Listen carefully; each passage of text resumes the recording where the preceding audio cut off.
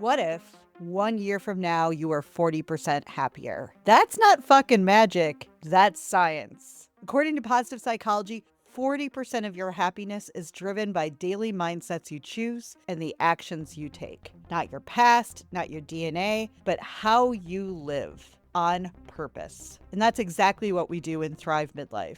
Hey, I'm Coach Kira. I created Thrive for women over 40 who are done doing it alone, sick of numbing or second guessing, and finally ready to build the confidence, connection, and meaning in this next chapter. Thrive is a 6-month science-backed group coaching experience that blends positive psychology, emotional regulation, neuroscience, creativity, and a wildly supportive crew of women.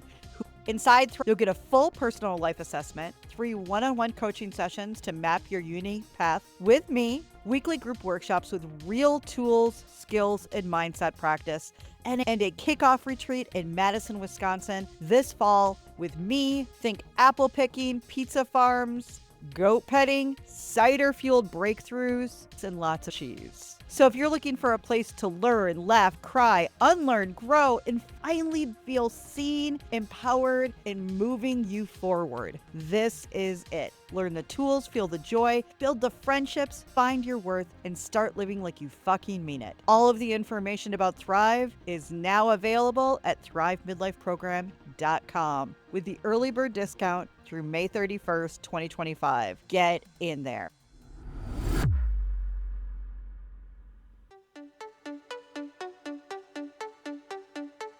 Life is weirdly a lot harder than we've been told. And midlife? That's a whole other can of worms that I was completely unprepared for. But here's the good news. There are so many new skills and mindsets that we can learn to make even the toughest days a little bit better. You just haven't learned them. Welcome to Thrive with Kira, a smart and square podcast for women in midlife that teaches the skills to get more joy and love in your life. Join me weekly as I teach science-based, smarty-farty topics and break them down into bite-sized lessons that you can apply to your life, all while sharing my own shit show life stories that you can learn from. I'll be talking regularly about getting more joy on a daily basis, thriving in midlife, yes, you can, figuring out menopause, healthy dating and relationships, building self-worth, growth mindset, adult friendships, and also just easy mindfulness, so we can stop just surviving and start learning how to thrive. Well, hello there, sugar pantses. Welcome back. Welcome to day 4 of my 5-part podcast series. Why did no one warn us about this midlife shit?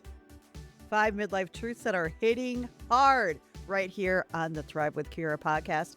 I'm Kira. I'm a positive psychology practitioner, certified life coach. I have been doing this shit for 17 years, and I'm your new best friend. So now, in case you've missed the last couple of ones, I am dropping short but smart, sweary rants and revelations about midlife for 5 whole days. This is the 4th one, and today's about what do we do with all this fucking rage? If you're feeling ragey lately, you're not alone, and congratulations, you are not broken. You're just awake. Let's get into it.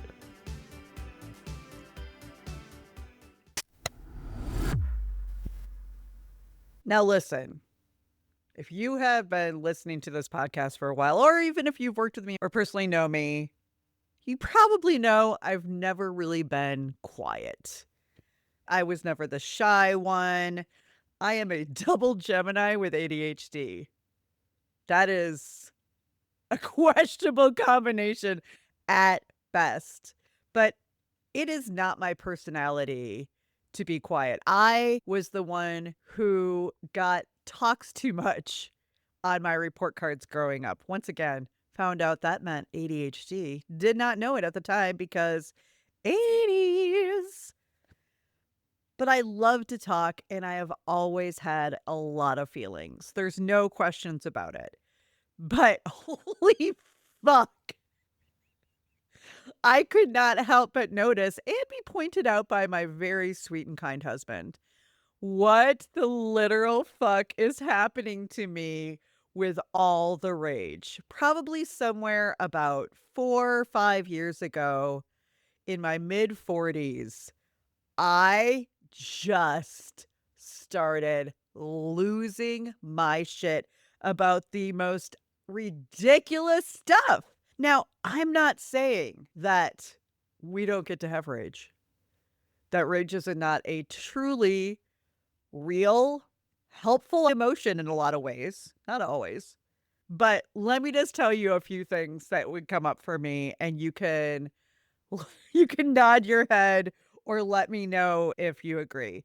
So, first of all, instant road rage, right? I remember being in a grocery store parking lot. I was by myself, just picking up a couple of things. Somebody cut me off, and I just started swearing. I flipped him off.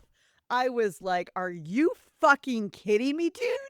And he could hear me. This guy was like, "Are you starting something with me?" He just looked at me like, "Are you kidding me right now?" And I was like, "Ugh," and then drove away and then was like, "Here are you trying to put yourself in, like, scary and dangerous situations?" But I just could not control myself. I felt so pissed off by him taking my parking spot. I think that's what it was. But I came home and told my husband, he's like, "Really?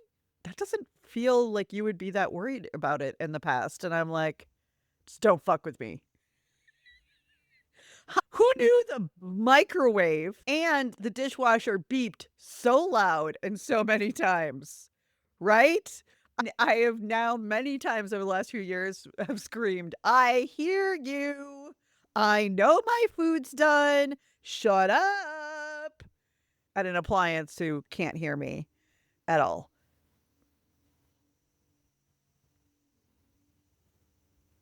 I can also guarantee that even though I have now upgraded twice to high-speed Wi-Fi for things like recording podcasts and streaming calls with Thrive and things like that, but it's never fucking fast enough for me. It's just impossible. If I'm waiting for more than 3 seconds for something to load, fuck the world.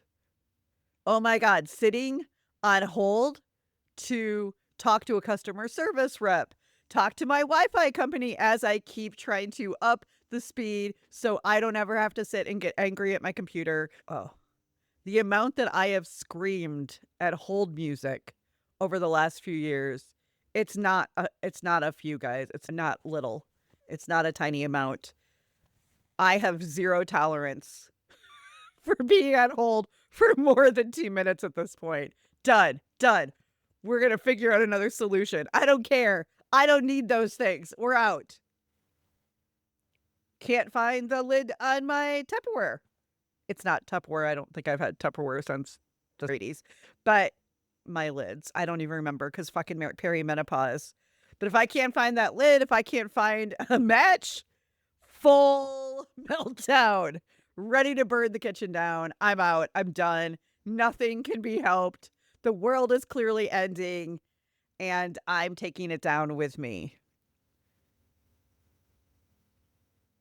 Now I'll go grocery shopping, and I'm so irritated by people not grocery shopping the right way, right? So, like, moving their carts out of the way so other people can get in. Standing back if they haven't decided yet. You know what I'm talking about? Oh, you're blocking the aisle with no awareness? That cart is now a battering ram, Brenda. Your choice. Shower rage. I get so mad when I'm in the shower and if my soap or my shampoo or all of the weird shit I have to put on my body now just to make it not stink in perimenopause drops. Oh, we're done. We're out. Existential crisis. I'm laughing because otherwise I would cry. I wrote this list this morning and I was just laughing at myself. And by the way, I had Danny chime in and he was pretty quick to chime in with a few. The thing is, the list goes on and on. I don't know if I have ever been emotionally regulated. By the way, I am much better now because I actively work on it. But boy, I was never like this. I was never this hot. I was never like, "Oh, you wanna play? Let's play." That's the way I am. I'm gonna be honest, because this is my goddamn podcast, I can say whatever the fuck I want. For probably a full 6 to 10 months before the election, Every single Trump sign I saw, I flipped off from my car. Every time we'd go grocery shopping, every time that we would go run errands, if I saw one, I was flipping it off. And Danny's like, "Is that helping?" And I'm like, "It helps me. It fucking just helps me. So leave it." And he's like, "Leaving it." This is where we're at. I mean, I'm hoping you guys can hear the laughter in my voice because I know it's ridiculous. And luckily, Danny and I have a really great relationship. I don't usually bring it to him or aim it at him because I know how not to. But dude, I have been embarrassed. I have had to apologize more than a couple of times. And just occasionally at the end of the day go, "Wait, what the fuck just happened there? This doesn't feel like you." That's the rage. And it turns out there's not one or two just reasons of why rage really kicks in midlife. There's a lot of reasons, and I'm going to go over a few of them today.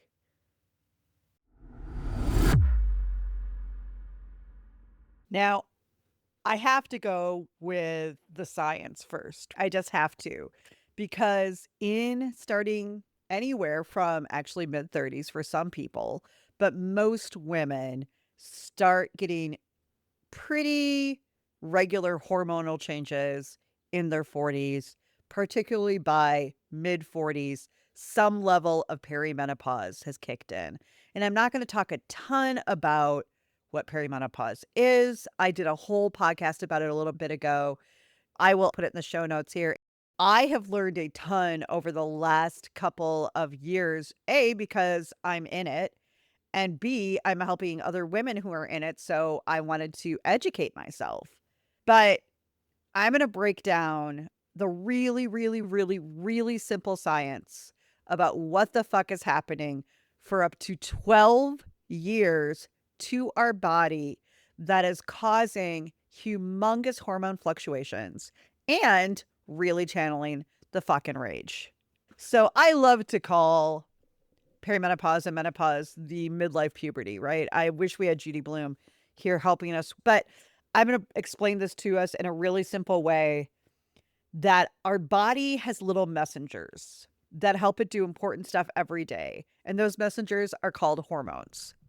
They tell your body to do things like, hey, it's time to wake up. Hey, it's time to sleep. Hey, let's make a baby, even if you don't want to. How rude. But the two biggest and bossy messengers for women are called estrogen and progesterone. They help with stuff like keeping your bones strong, making your brain happy, and helping you sleep. But as we get older, usually somewhere in your 40s, these bossy messengers start to get real tired. They don't show up to work on time. Sometimes they leave early. Sometimes they don't show up at all. And this is called perimenopause. And that's like the practice round. And then menopause, the grand fucking finale. And what menopause officially means is when you have not had a period for 12 months. So if you're feeling hormone fluctuations, if you're starting to get hot flashes or night sweats, or, oh my God, the guys, there's so many things. There's so many things. A, it's totally normal. B, there are things that can help. And I am so proud of Gen X for being, I feel like, the first generation who is really yelling about this and talking about it because it feels better in community. I have been putting up some really funny perimenopause carousels on Instagram. And I mean, I'm literally getting 10 comments an hour. I'm not even joking of like, I relate. I get this. I feel this. I see this. If you live long enough, your body will go through some level of this. Now, some people's symptoms and side effects are not as bad as others. There's lots of fucking reasons for that, just even genetics. But what happens is our estrogen and progesterone stop showing up, and then our body gets confused. So we get mood swings because it's not getting the normal. So it just kind of starts moving around like a monkey on a sugar high. You start getting hot for no reason, so it throws off your body temperature.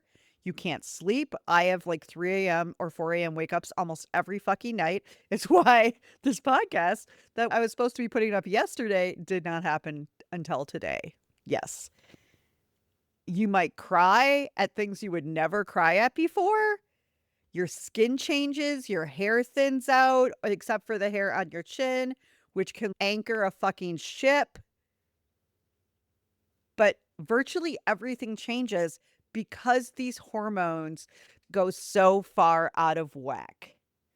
And it's not because you're broken, it's because your body is learning how to work without these hormones that you had for so long. But it's like switching from a fancy smartphone to an old school flip phone. It still works, but it takes some getting used to. Because those two hormones are what help keeps our mood steady, our sleep going, everything else. And when they are out of whack, then everything feels hard. And with these mood swings comes the rage. We have less tolerance. We are much more impatient because our hormones, just like puberty, are all the fuck over the place. Everything feels like a 5-alarm fire.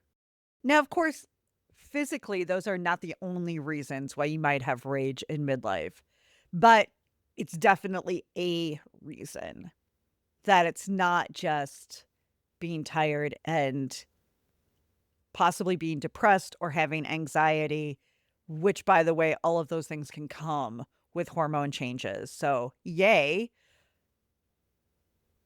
But just physically, we are less able to take on the bullshit of life anymore, which leads me into our next thing, which is you are fried. You are fucking burned crispy, and your nervous system is pissed at this point. After years and years of chronic stress, caregiving, career hustling, never ending life, just shit. All of that keeps your body in flight or fight mode. And when your nervous system never gets a break, it acts like a cornered raccoon. Feral, teeth and claws, because you're tired because you're not sleeping. Your nervous system is probably tired from years and years of overworking, over hustling, over giving. Throw in the hormones, and your nervous system is like, oh, yeah, no, that's going to be a fuck no for me. So when we talk about rage, we're not just talking about hormones and feelings. We're talking about a nervous system that has probably been stuck in overdrive for years. Whether you are raising children, whether you are taking care of parents, whether you are just working your ass off in your job, all of that takes a toll. And then midlife adds fuel to that fire. Transitions happen. Maybe you're empty nesting. Decisions of, am I going to stay in this job that maybe I don't love? Am I going to stay in this relationship that doesn't feel like it's working anymore? I went through years of watching my dad be ill and then slowly pass away. Like that took a damn toll. And then throw in there what we were talking about the last couple of days, which is just as Gen X women, we were not necessarily raised to process our emotions, to feel our feelings, to talk things out, and to really do the things that they have now proven help take care of your nervous system. So not only are your hormones kicking your ass, you are just pissed the fuck off because you are tired and you are burnt the fuck out. And your nervous system, it's not broken, it's overwhelmed. You're not crazy, you're just overloaded. Rage is your nervous system's way of throwing a chair through the window and yelling, "Hello, I'm over here. Notice me, bitch." Midlife rage isn't random. It's not a glitch. It's what happens after years and years of overgiving and people pleasing and emotional labor and caretaking our families, our children, our partners, our friends, our parents, our siblings. It happens when the decades of constantly trying to be perfect or good or do things right finally just hits a boiling point. And one of the best things that I'm really proud of that we do in Thrive, my midlife group program that is on sale right now with an early bird price, but we not only learn emotional regulation, right? How to feel the feelings, how to process your feelings, how to let go of them, but also how to complete the stress cycle. Do you even know about that? It's so fucking interesting if you don't. So many of us are never completing the stress cycle, and it never allows our body to truly process and feel.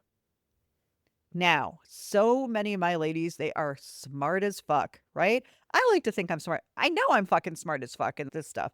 Other things, not so much. But this stuff, I'm good at. But we love to think our way through things, not feel. And what happens is thinking doesn't let go. Feeling does. If something comes up, if you're upset, what we tend to do is think about it because that feels easier to overthink something, come up with all the worst case scenarios, all of the things, rather than just learn how to feel those feelings, have acceptance and compassion around them, and letting them go. Now imagine if you've never learned how to do that. Imagine that you have a shit ton of emotions that you have been shoving down for years. What's going to happen? Midlife says no. Midlife says we're too tired for this bullshit anymore. We're fucking over this. We can't do it like this anymore. I really think the gift/curse of midlife is that it says what hasn't been working, we can't take it anymore.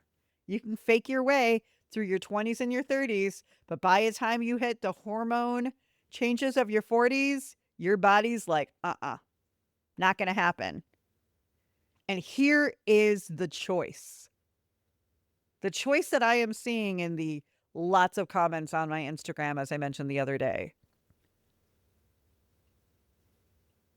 Are you digging in? Are you working on yourself? Are you looking at things and learning how to change? Or are you just going to stay mad and never work on it? So let's talk about what not to do with your rage. Stop shoving it down and pretending you're fine. It's not helping, right? It's just not helping. When I ask, one of the very first workshops I do at Thrive is emotions, like what the fuck emotions are. Literally, emotions 101. And they're not what you think, right? Emotions and feelings are actually two different things. It's a whole thing. And the question I ask that I want you guys to think about is, what were you taught about emotions? Growing up, what were you taught? Were you taught to express them? Were you taught to talk and feel them out? Or were you like every other fucking Gen X family? Were you taught to go deal with them yourself, push them down, only express the good ones, or not even share any? This is where our good girl traits came from. This is where our perfectionist traits came from. It was better to be easier, but now it isn't. We had to be easier. We had to not have emotional flare-ups because we couldn't be a problem, and that shit's killing us. There's a very good chance that you, just like me, had no idea what to do with your emotions. And then in midlife, what happens is they come out at real weird and fucked up times, right? The weird crying in an awkward situation that you have no idea why you're crying. The weird rage over something that you should not actually be that angry over. And I will tell you, the good thing about me not sleeping is it's physical. It's not emotional or mental. I'm not sleeping because my mind is racing. That I've taken care of. It's just the physical shit. What else you should not do with your rage is numb it out. And that's what I see us doing. Numbing it out with wine, numbing it out with gummies, numbing it out with TikTok, numbing it out with Instagram, numbing it out with overworking, rage cleaning, binge watching, everything just to not have to feel. Midlife's not going to let that fucking happen, is it? It is forcing you to feel. It is forcing you to look at what's fucking not working in your life. Also, what to not do with your rage? Scream it out at the people you love, your kids, your partner, your animals, your cat, your boss, your coworkers, your siblings. Because even in the moment, if it felt good, I bet a few minutes later you're drowning in guilt, wishing you would have never said that, wishing you would have never done that. And then you have to go and fix it. Hopefully, you're going and fixing it and apologizing. Also, what to not do with your rage? Isolation. Don't just deal with it yourself, right? Don't just go home and kick things and be angry until you've had your glass of wine or your gummy or, whew, I'm now on the couch or in bed, like scrolling through TikTok by myself. You can't heal, you can't feel when that's what you do. If it's just you isolate and then wake up the next day hoping that it gets better. It doesn't. It doesn't. You have to learn how to move through it. You have to learn how to regulate it. Avoidance and explosions are two sides of the same unregulated coin. And the biggest thing I want you guys to take away from today is that rage is not a character flaw. It's information. It's your body and your brain's way of telling you you have needs, you have limits. You have been silent for too long and it's not working anymore. Your rage isn't the problem. I'm not even going into how fucked up our world is right now. How we're watching rights that we had growing up that our mothers had stripped away.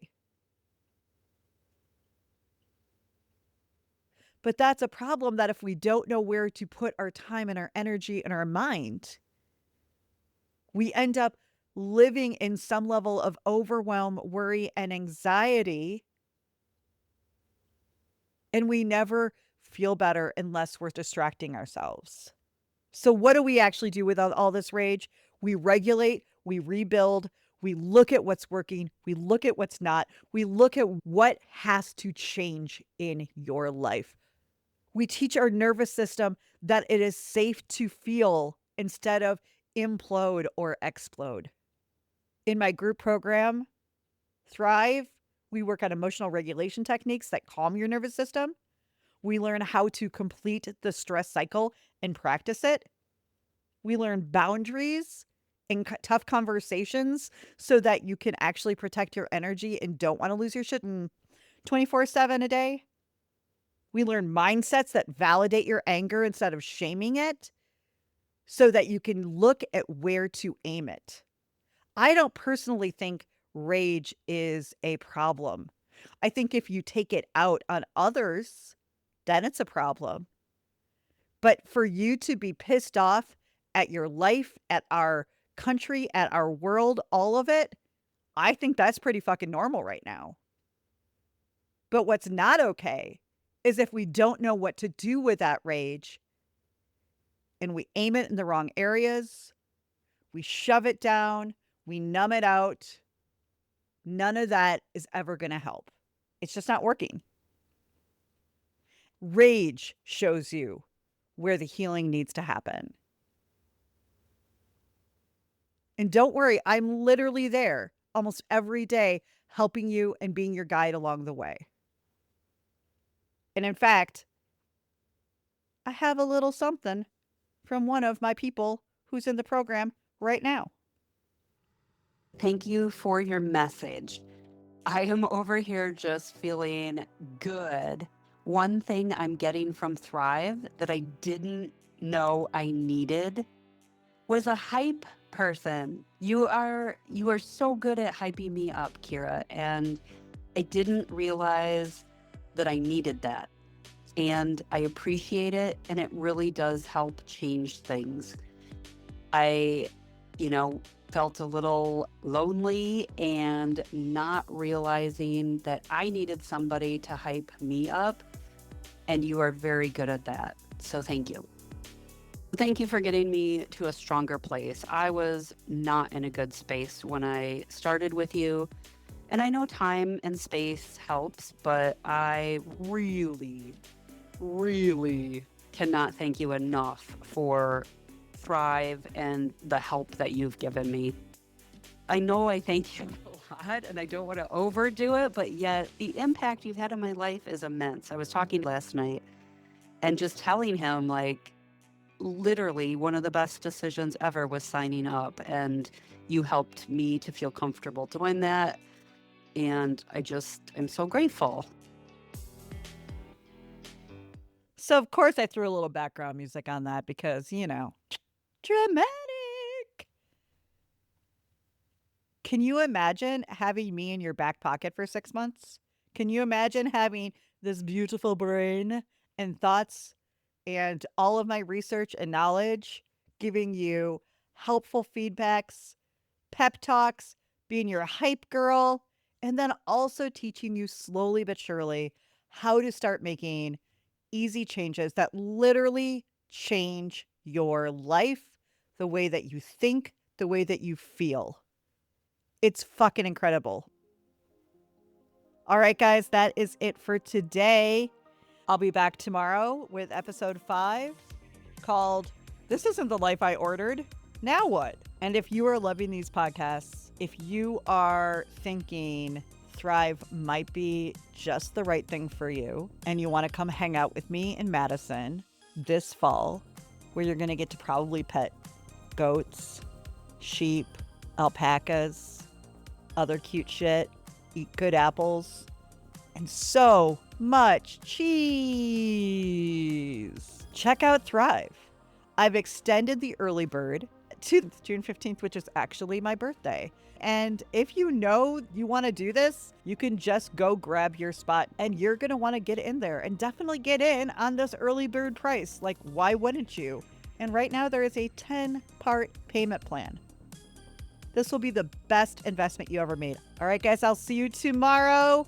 If you liked this, talk to me. Slide into my DMs on Instagram. Send me an email, Kira@thrivewithkira.com. I like to hear from you. I want to hear, what are you learning? What are you taking away? What is your aha moment? All right, guys, let's stop surviving. Time to thrive.